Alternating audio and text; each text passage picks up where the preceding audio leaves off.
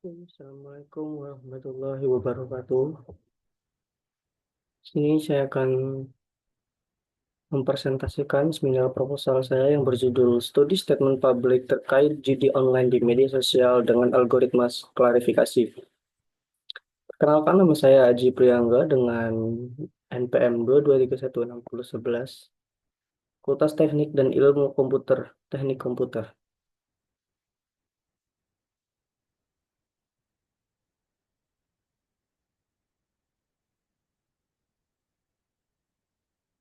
Latar belakang. Latar belakang di sini, peningkatan pengguna judi online dalam era digital yang semakin berkembang. Pengguna judi online meningkat signifikan baik di Indonesia maupun dunia. Media sosial menjadi salah satu platform utama di peran pengguna bagi pengalaman, opini, dan pandangan mengenai aktivitas ini. Peran media sosial seperti Twitter, Facebook, Instagram, dan TikTok menyediakan ruang bagi masyarakat untuk menyuarakan pendapat ini, menciptakan beragam statement publik yang menarik untuk diteliti, baik dalam kategori positif, netral, maupun negatif. Isu regulasi dan dampak sosial. Judi online sering kali diiringi dengan isu-isu sosial, ekonomi, hukum, termasuk dampak individu dan masyarakat. Analisis terhadap statement publik dan memeriksa wawasan penting untuk mengambil kebijakan untuk merumuskan regulasi yang lebih efektif. Relevansi penelitian,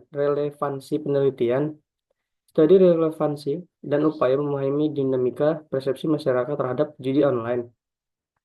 Khususnya dalam konteks digital, selain itu, penelitian berkontribusi pada pengembangan strategi untuk menekan dampak negatif judi online di masyarakat.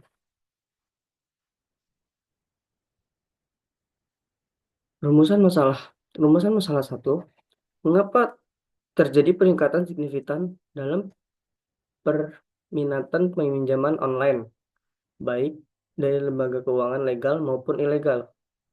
Masalah yang kedua, bagaimana mekanisme lembaga pinjaman online ilegal dapat merugikan nasabah dan apa saja kelemahan dalam pengawasan OJK terhadap lembaga tersebut.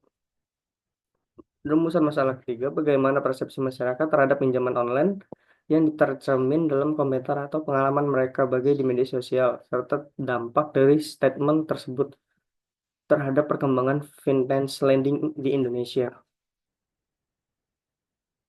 Batasan masalah. Penelitian ini hanya membahas faktor-faktor penyebab meluasnya penggunaan judi online di era modern tanpa menganalisis aspek teknis legalitas platform judi online lebih spesifik. Fokus penelitian pada peran media dalam membentuk opini masyarakat melalui komentar dan pengalaman pengguna terkait judi online. Terbatas pada media sosial platform digital lainnya. Dan yang ketiga, dampak sosial yang dianalisis hanya mencakup dampak langsung terhadap individu dan masyarakat di sekitar, tanpa membahas aspek ekonomi makro atau pengaruhnya terhadap regulasi pemerintah. Dan yang keempat, penelitian ini terbatas pada analisis pinjaman online Indonesia, baik legal maupun ilegal, tanpa membandingkan dengan praktik di negara lain. Tujuan penelitian ini menganalisis faktor-faktor dorongan memperluas penggunaan judi online, di era modern, baik di Indonesia maupun di berbagai negara lain. Mengidentifikasi peran media dalam mempengaruhi persepsi masyarakat terhadap judi online melalui penyampaian komentar dan pengalaman pengguna. Yang ketiga, menganalisis mekanisme kerja lembaga pinjaman judi online ilegal serta dampaknya terhadap nasabah termasuk tentang pengawasan oleh OJK. Yang keempat, ada pengkaji persepsi masyarakat terhadap pinjaman online berdasarkan pengalaman dan komentar di bagaikan media sosial, serta dampak terhadap pengembangan finance lending Indonesia.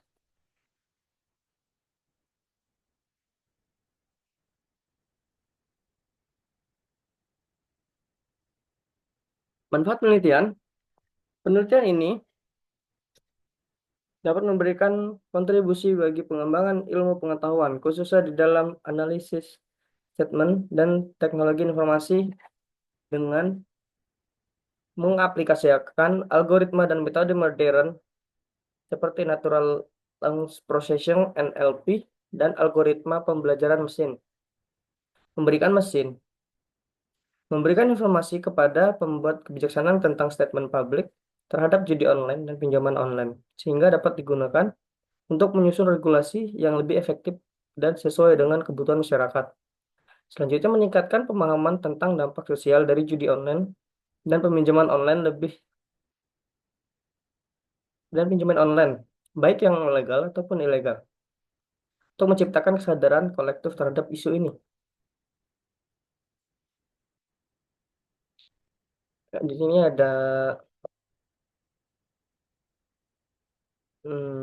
yang penulis terlebih dahulu, ada Ahmad Fahri Fanasi dari tahun 2002 yang berjudul maraknya judul kalangan anak muda.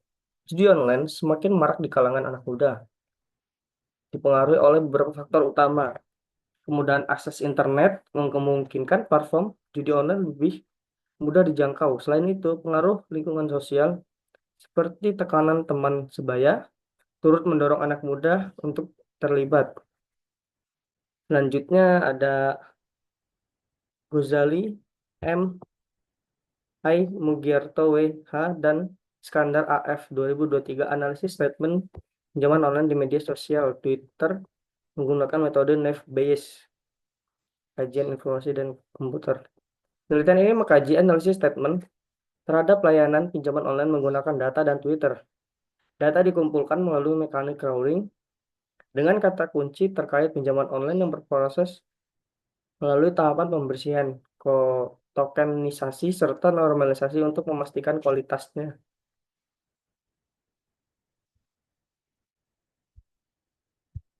Metode penelitian. Di sini menggunakan metode penelitian crawling data, pre-processing, labeling, klarifikasi, random forest. Crawling data adalah proses pengumpulan data otomatis dari berbagai sumber, terutama dari internet, dengan menggunakan program atau alat yang disebut web collector atau speeder. Proses ini bertujuan untuk mengakses, menyalin, dan menyimpan informasi dari halaman web atau platform digital untuk analisis lebih lanjut. Dalam konteks penelitian atau pengembangan aplikasi crawling data sering digunakan untuk mengumpulkan data teks, gambar, atau metadata dari situs web, media sosial, dan API, Application Program Interface. Yang kedua, pre-processing. Data processing sangat penting karena kualitas data yang buruk mengakibatkan hasil analisis yang tidak akurat. Data processing, kita memastikan bahwa data yang digunakan dalam analisis adalah bersih dan siap untuk diproses lebih lanjut. Beberapa langkah utama dalam data processing. Yang pertama ada data cleaning, menghapus atau memperbaiki data yang tidak lengkap dan tidak relevan. Yang kedua ada data integration, menggabungkan data dari berbagai sumber untuk membentuk satu set data yang konsisten. Yang ketiga ada data transformation, mengubah format data agar sesuai dengan kebutuhan analisis, termasuk normalisasi dan pengkodean. Yang keempat ada data reduction, mengurangi ukuran dataset tanpa kehilangan informasi penting, guna meningkatkan efisiensi penyimpanan dan pemrosesan. Selanjutnya ada labeling. Labeling adalah proses menandai atau mengkategori sebuah teks berdasarkan emosi atau makna yang terkandung di dalamnya. Biasanya teks seperti artikel, komentar, atau unggahan di media sosial diklarifikasi ke kategori positif, negatif, atau netral.